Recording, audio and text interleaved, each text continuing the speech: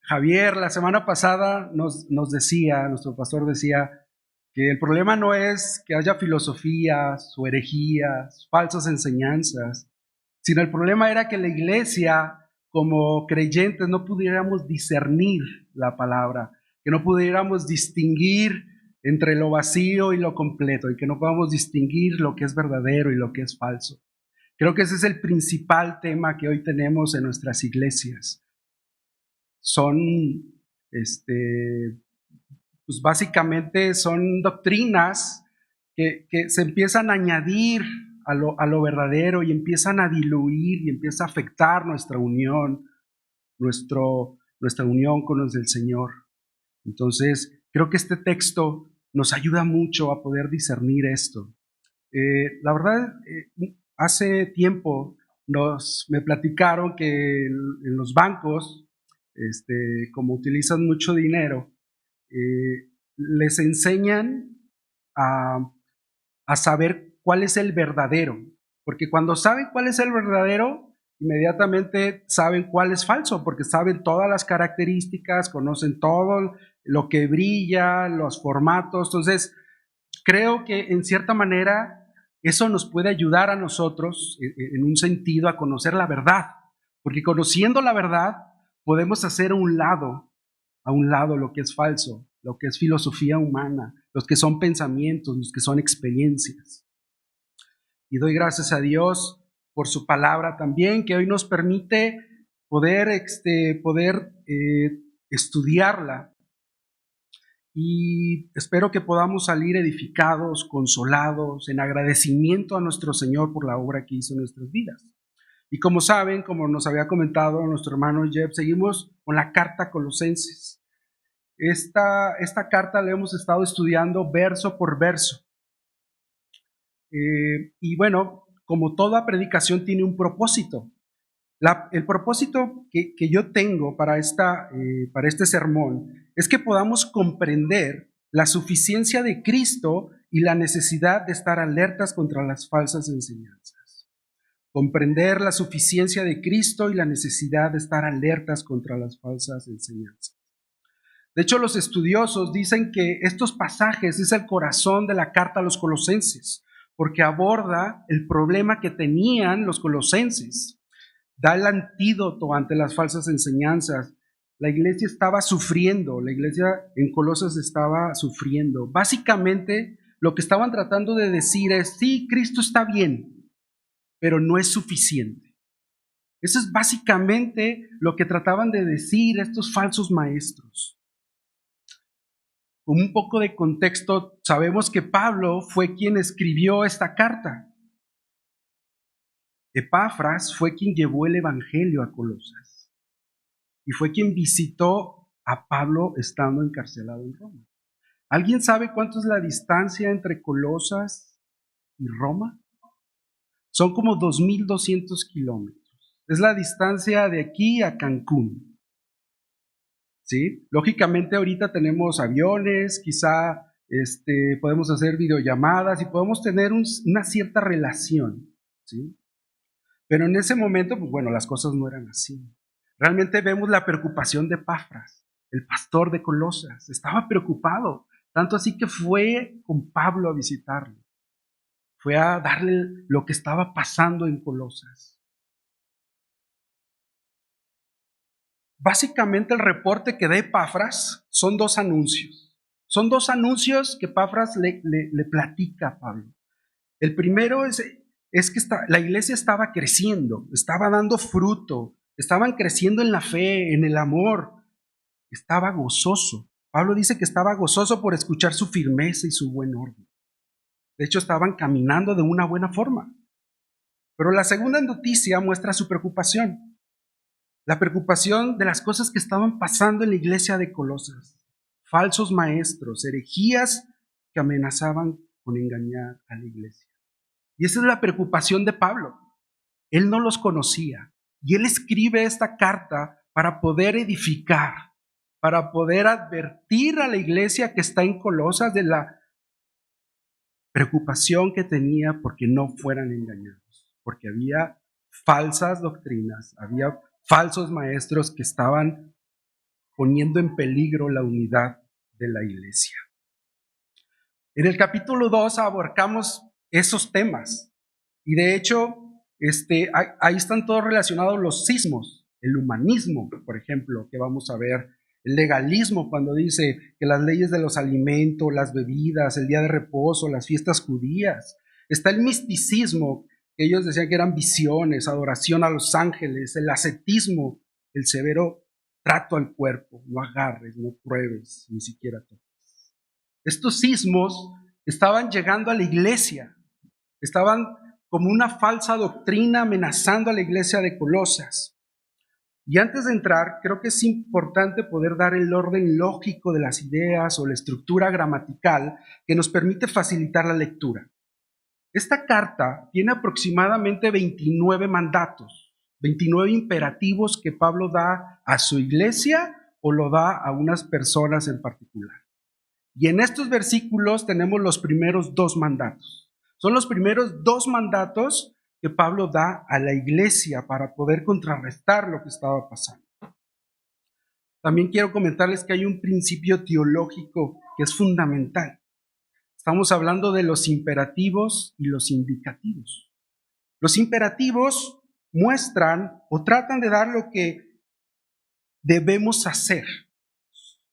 Son los mandatos que Dios da. Y los indicativos marcan quién es Dios y qué ha hecho Dios por nosotros. Es un orden que no puede revertirse, ¿no? De hecho, esta carta nos da muchos ejemplos. Por ejemplo, dice, si habéis resucitado con Cristo, busca las cosas de arriba. El indicativo es la resurrección con Cristo, el mandato es busca las cosas de arriba. Y en ese contexto está esta carta. De hecho, si podemos mirar nuestro pasaje, dice, por tanto, ¿no? Por tanto. Por tanto, esta palabra es importante porque Pablo está dando el resumen o la conclusión de lo que venía diciendo con anterioridad. Él está diciendo, por tanto, y va a dar un pequeño resumen de la manera que habéis recibido al Señor Jesucristo, andar en Él. ¿Vieron el indicativo? De la manera que habéis recibido, anden en Él. Estos son los indicativos y ese es el imperativo. Es el mandato que Dios nos da. Ahora, para poderle darle un poquito de peso al texto, vamos, ya lo leímos con Jeff, pero vamos al capítulo 1, versículo 15. Vamos al capítulo 1, capítulo 15. Y bueno, los colosenses habían creído en el Señor Jesucristo por la predicación de Epafras. Escucharon el evangelio en arrepentimiento y fe. Viene la pregunta, ¿a quién recibieron? Recibieron al Señor. Recibieron a una persona, recibieron al Señor Jesucristo. Nosotros ya no nos pertenecemos. Ya tenemos un Señor. Ya tenemos un Señor que gobierna nuestras vidas, que nos sustenta, que nos guía, que nos redarguye. Hoy tenemos un Señor. Las malas filosofías quieren al Salvador, pero no quieren al Señor. Quieren ser salvos, pero no quieren seguir sus ordenanzas. Más adelante vamos a ver, de labios me honran, pero su corazón está lejos de mí. Bueno, entonces para poder seguir el hilo de la estructura, vamos a ver al Señor Jesucristo en su persona. Dice que Él es la imagen del Dios invisible. El Dios invisible con Jesucristo se puede ser visible. Él es el primogénito de toda la creación. Él es superior, Él está por encima de cualquier otra cosa. ¿Por qué? Porque en Él fueron creadas todas las cosas. Todo fue creado por medio de Él y para Él. Él fue el quien diseñó este mundo, los sistemas, el universo, las nubes, le puso límite al mar, los ríos, los lagos, el mar salado. Todo fue creado por Él, fue su diseño, Él es el instrumento y todas las cosas son para Él. Y Él creó los que hay en los cielos, lo que hay en la tierra, sean visibles o invisibles, tronos, dominios, sean principados, sean potestades, todo lo creó Él, todo. De hecho está en amarillo porque lo habíamos visto con Jeff, es una palabra importante, es todo, y de todo no hay nada. Todo es todo. Bien, Él es antes de todas las cosas, Él siempre ha existido. Todas las cosas en Él subsisten. Y de hecho, por Él es que seguimos existiendo. Porque en Él, por medio de Él existimos.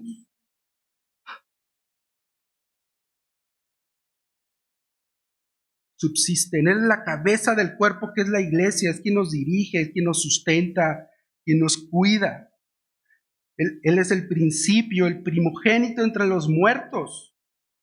La muerte no lo pudo sostener. Él resucitó en cuerpo. Hoy está sentado a la diestra del Padre. ¿Y saben qué? Para que en todo tenga la preeminencia. No hay nadie parecido a Él que tenga estas características. No hay nadie. Él es totalmente diferente a cualquier cosa creada, porque Él es Dios, porque en Él habita toda la plenitud. Y no solo eso, en Él están escondidos todos los tesoros de la sabiduría y del conocimiento. Y no solo eso, nos hizo aptos para participar de la herencia de los santos, nos ha librado de la potestad de las tinieblas, nos ha trasladado al Hijo de su amado Hijo, en quien tenemos redención por su sangre, tenemos perdón de pecados. Nosotros éramos extraños y enemigos en vuestra mente, haciendo malas obras. Ahora nos ha reconciliado en su cuerpo de carne por medio de la muerte, para presentarnos santos, sin mancha, irrepresibles delante de Él. Él es el Señor. Él es el Señor a quien hemos recibido. Y por tanto, dice, por tanto, de la manera que había recibido al Señor Jesucristo, andar en Él. Vivamos de una manera consecuente de lo que hemos creído, de lo que hemos recibido, de lo que ha hecho en nuestras vidas. Redención, nos sustenta, Él nos creó. Él es todo y en todos. Vivamos de esa manera, de una manera consecuente a lo que es Jesucristo. Porque ahora estamos arraigados en Él, estamos solidificados, estamos confirmados que abunde en acciones de gracia por lo que es, por lo que hizo. Y eso que nos lleve a andar en una vida que le agrade. Es importante notar el mandato que es andar. Andar en Él. Pablo, en el primer capítulo, habla sobre este tema, sobre el andar. De hecho, dice en el versículo 9, por lo cual nosotros, desde el día que lo oímos, no cesamos de orar por vosotros y de pedir que seas lleno del conocimiento de su voluntad, en toda sabiduría e inteligencia espiritual, para que andéis. Pablo ya había orado por ello, para que andéis como es digno del Señor y como es de una manera digna, agradándole en todo, llevando fruto de toda buena obra y creciendo en el conocimiento de Dios. Ese es un reflejo del caminar cristiano. Conocer a tu Señor, agradándole en todo, conociendo que le agrada en las Escrituras, sus mandatos, dándole gracias y por ende dando fruto en toda buena obra. Ese es el caminar cristiano. Andemos de manera consecuente a lo que hemos creído y lo que ha hecho Jesucristo en nuestras vidas. De hecho, si recuerdan, estudiamos Primera de Juan, y en Primera de Juan 2:4 dice, el que yo le conozco, el que dice, yo lo conozco y no guarda sus mandamientos, el tal es mentiroso y la verdad no está en él. Es una característica del creyente. Si tú estás arraigado en él, si Cristo te salvó, si Cristo te está edificando, de manera natural es la obediencia. Bien. Seguimos con la lectura. Versículo 7 dice, arraigados y sobreedificados en él y confirmados en la fe, así como habéis sido enseñados, abundando en acciones de gracia. Pablo da 4 características para poder tratar de explicar nuestra unión con Cristo, este misterio que vimos en el primer capítulo, que es Cristo en nosotros. Va a tratar de explicar con metáforas. Ahora, ¿a qué imagen les llama cuando dice que somos arraigados? ¿Cómo? La rama. A la raíz. Básicamente a la raíz. Está hablando, en cierta manera, de biología. Ahora, cuando nosotros fuimos arraigados, mira cómo lo dice Pablo en el primer capítulo.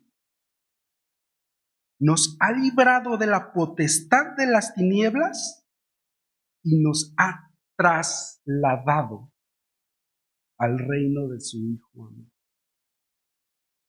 Dios el Omnipotente nos trasladó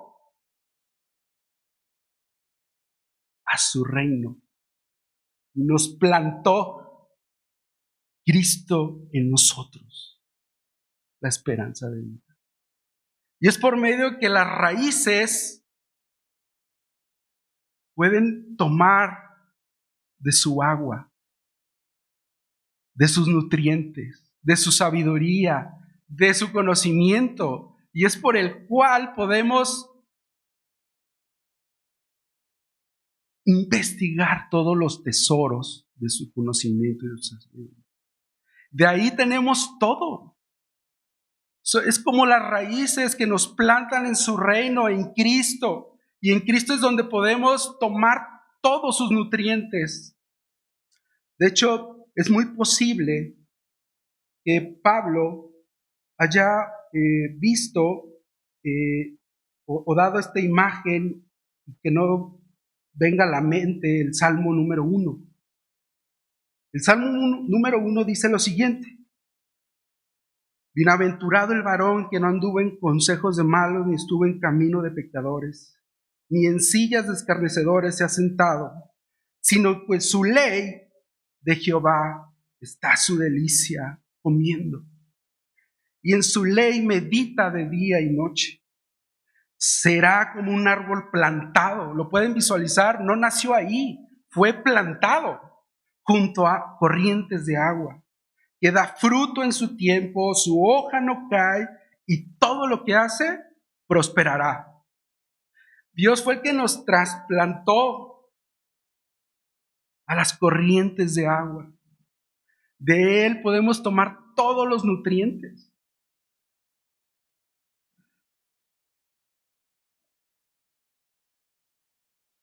Posteriormente habla sobre edificados. Aquí les llama sobre edificados, perdón. ¿A qué figura o qué metáfora les creen que es sobre edificados? Sobre la construcción, ¿verdad? Un edificio está construyendo. Mientras estamos alimentándonos, de manera consecuente seremos edificados. Mientras nuestras raíces se alimenten cada vez más, vamos a ser edificados. Ahora, es importante los verbos que están mencionando, porque arraigado viene del pasado. Tú fuiste arraigado. y estás siendo edificado. Constantemente, continuamente. ¿Sí? De hecho, dice Pablo en Efesios que constituyó apóstoles, profetas, evangelistas, maestros, a fin de perfeccionar a los santos, para la obra del ministerio, para la edificación del cuerpo, hasta que todos lleguemos a la unidad de la fe y del conocimiento del Hijo de Dios, a un varón perfecto, a la medida y de la estatura de la plenitud de Cristo. Hemos sido arraigados, somos edificados. Ahora, abran su Biblia, me gustaría leer Efesios 3 del 14 al 19. Efesios 3 del 14 al 19. 3, 14 al 19. Leo. Por toda esta causa, doblo mis rodillas ante el Padre de nuestro Señor Jesucristo, de quien toma todo nombre, toda familia en los cielos y en la tierra, para que os dé, conforme a las riquezas de su gloria, el ser fortalecidos con poder en el hombre interior por su Espíritu, para que habite Cristo por la fe en nuestros corazones, a fin que, arraigados y cimentados en amor, seamos plenamente capaces de comprender a todos los santos cuál es la anchura, cuál es la longitud, la profundidad. Es como si tus raíces empezaran a caminar, a crecer a la derecha, a la izquierda, a frente, atrás, al fondo, y de esa manera conocer a Cristo.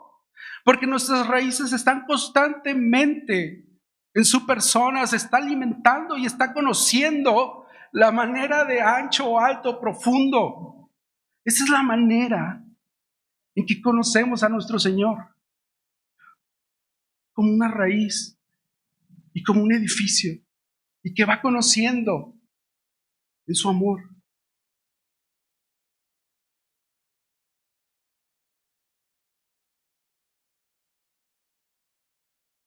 La siguiente es confirmados. Quizás esta es más compleja porque habla de un certificado.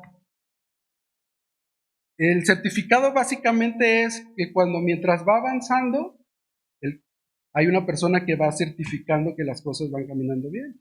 Ya ponemos el primer piso, están los ladrillos, ok, perfecto, vamos caminando.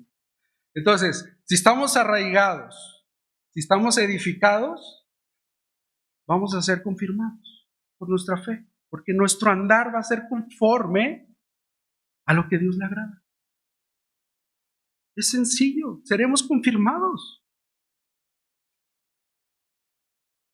Nuestra fe será confirmada.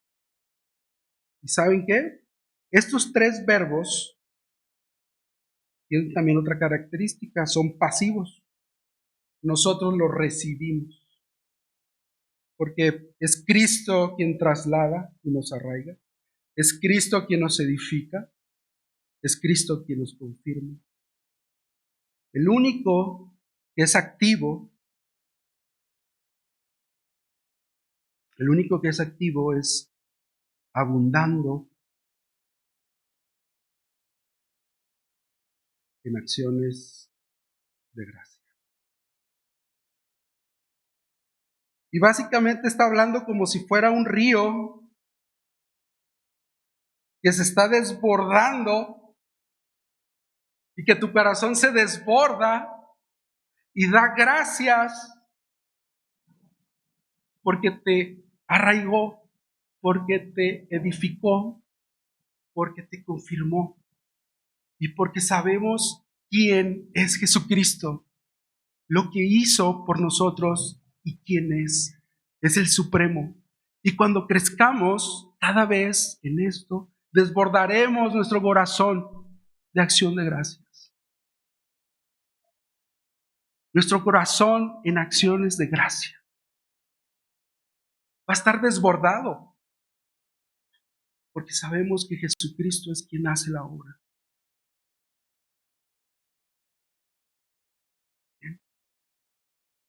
Básicamente, lo que Pablo está diciendo es sigue como estás, no te muevas.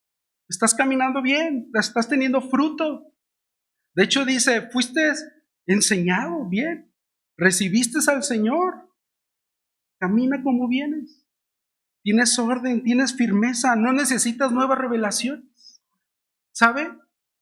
El tema es que no necesitamos nueva información. Necesitamos crecer en lo que ya conocemos. ¿Cree que nos vamos a agotar los ríos del Señor? ¿Nos vamos a agotar la tierra fértil del Señor? No. Necesitamos seguir creciendo en lo que ya conocemos del Evangelio. No necesitamos nuevas revelaciones, filosofías o el trato duro al cuerpo.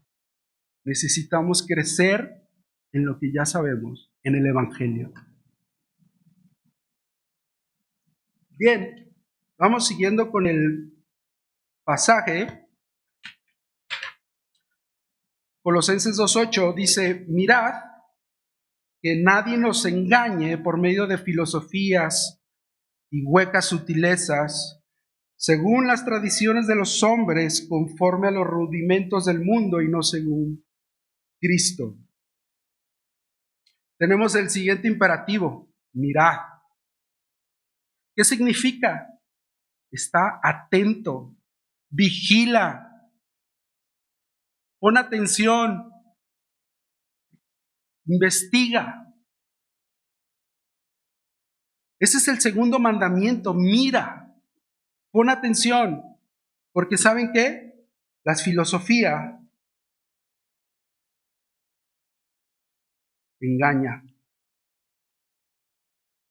Esta palabra quiere decir que alguien toma el control, toma cautivo, toma un botín. La idea es engañar usando la lógica de la persuasión con el fin de diluir la mente de alguien al objeto de conducirlo por otro rumbo. Hermano, que nadie nos engañe, como lo decía nuestro pastor Javier. Estemos atentos a discernir entre las verdades divinas y las filosofías humanas. Y no solo engañan, son huecas, sutilezas. ¿Ven el contraste? Son huecas. En él habita toda la plenitud y nosotros estamos completos. ¿Ven el contraste? Las filosofías son huecas. En él estamos completos. Ese es el contraste de las filosofías, las tradiciones, los rudimentos del mundo. Son huecas.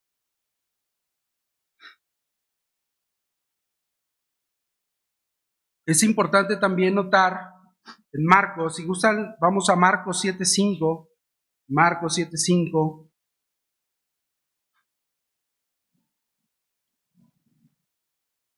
Marcos 7, versículo 5. Jesús mismo, los fariseos llegan, algunos escribas habían venido a Jerusalén, los discípulos iban a comer, pero no se habían lavado las manos. Y esto porque los judíos y los fariseos se aferraban a la tradición de los ancianos. Si muchas veces no se lavan las manos, no comen. Ellos volviendo a la plaza, llegan con Jesús, le preguntaron, ¿por qué tus discípulos no andan conforme a la tradición de los ancianos, sino que comen pan con manos inmundas? Él respondió, hipócritas, bien profetizó de vosotros Isaías, como está escrito, este pueblo de labios me honra, pero su corazón está totalmente lejos de mí, enseñando como doctrinas, mandamientos de hombres. Invalidas el mandamiento de Dios para guardar vuestra tradición. Ese es el principio, esas son las tradiciones. Está relacionado con las filosofías. Es invalidar el mandamiento de Dios por nuestras ideas, por nuestras costumbres, por nuestra forma de pensar, por todo lo que el mundo nos ofrece. es invalidar la verdad de Dios y poner en alto una filosofía que no es según Cristo.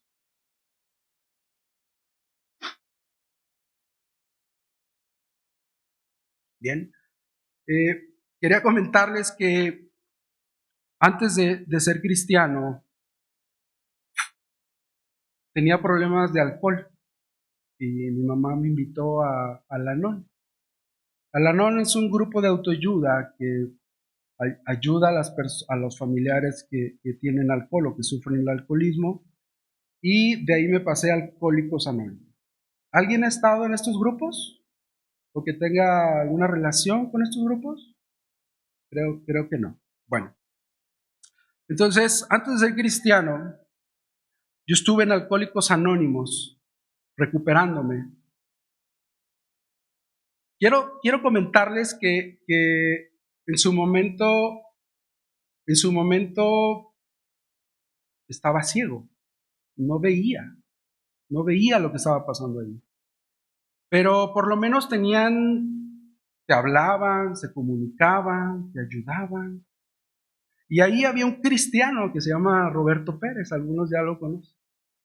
Roberto Pérez fue el que me llevó a la iglesia de Federalismo, estuve con él, y él me predicó el Evangelio. Me predicó el Evangelio metiendo Alcohólicos Anónimos, una manera compleja, ¿no? Pero él me empezó a inculcar la lectura de la Biblia. Y posteriormente, cuando Dios me salva, seguía yendo a los Alcohólicos Anónimos. Y empecé a notar cosas que no eran según Cristo. Déjenles platico algo. El programa es de 12 pasos para recuperación.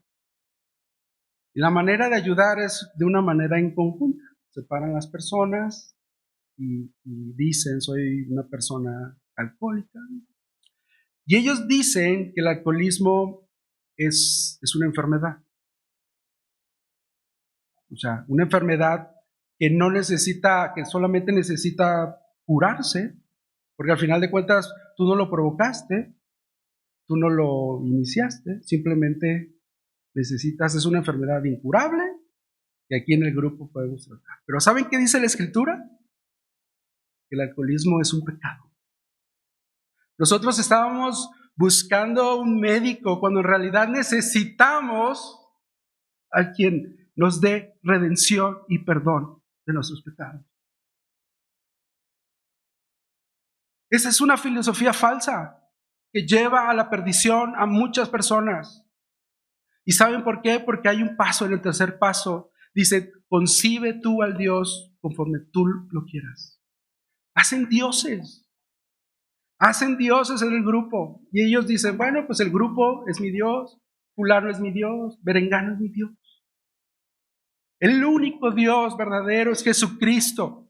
Es Dios que está sentado a la derecha del Padre. Es el que creó todas las cosas. Él es el que nos sustenta. Es el que nos da todo y en todo. Salí de ahí.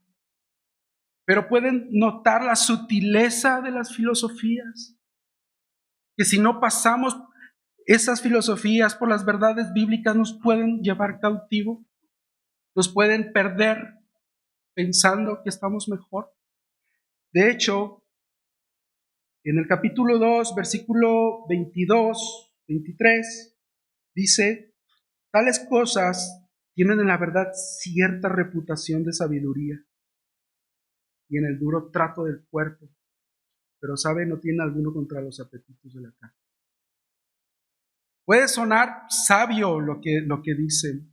De hecho, dicen, la única manera de restaurar a un alcohólico es otro alcohólico, porque por su experiencia puede sanar a otro. No es cierto. Jesucristo quien sana. Estas cosas tienen cierta sabiduría, pero no tienen ningún valor contra los apetitos de la carne. Bien.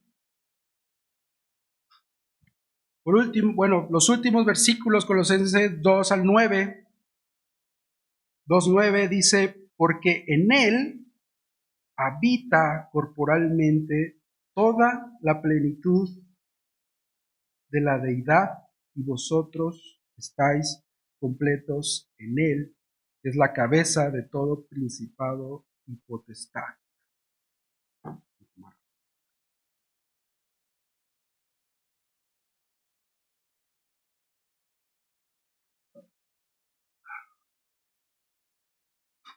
En Jesucristo reside toda la totalidad de los atributos divinos. En su cuerpo glorificado después de su muerte y resurrección reside toda la plenitud de la deidad. Él sigue siendo hombre hoy en día, y porque es parte del argumento de Pablo, porque todas las filosofías humanas pensaban que el cuerpo era malo, era defectuoso. Y la manera de elevarse a la verdadera sabiduría era el trato duro al cuerpo, como lo vimos en los versículos. Ellos querían ser libres del cuerpo, ellos pensaban que no tenían nada bueno, pero ¿saben qué? Nosotros estamos completos en él.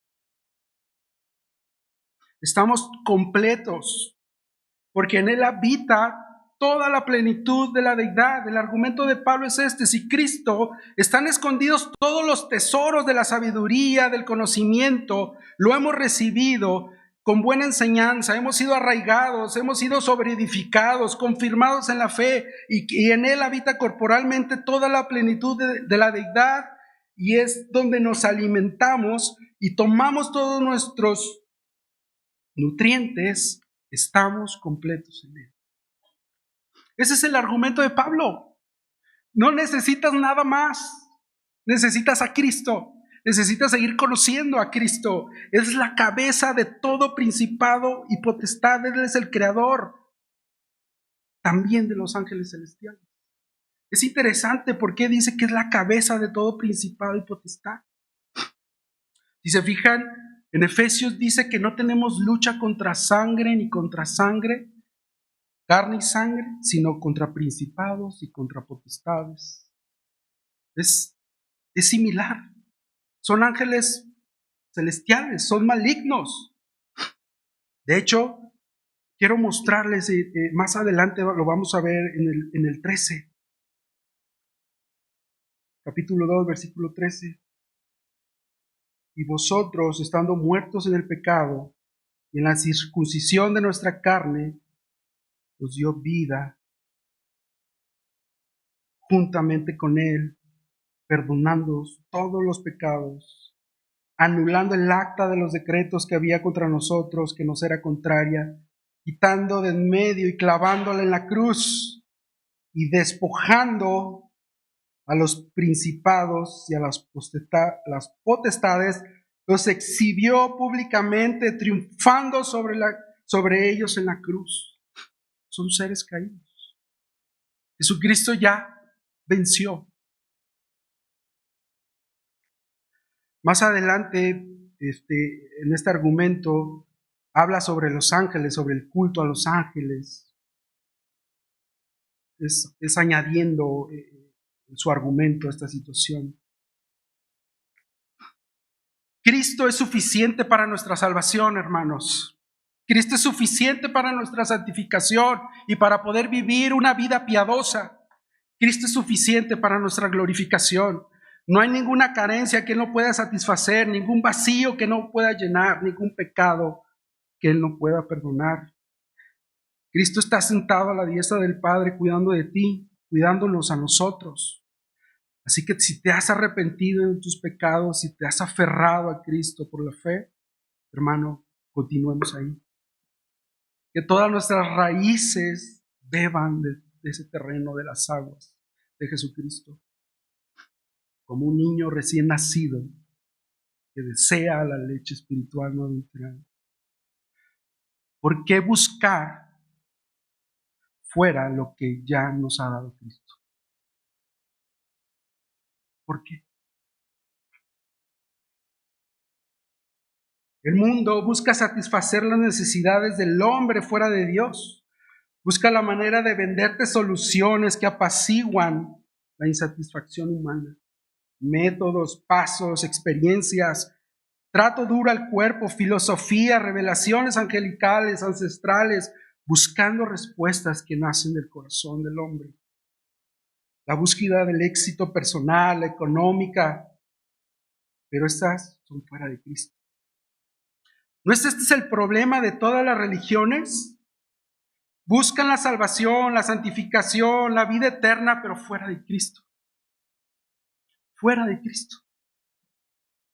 Jesucristo mismo dice: el que tenga sed, venga a mí y beba.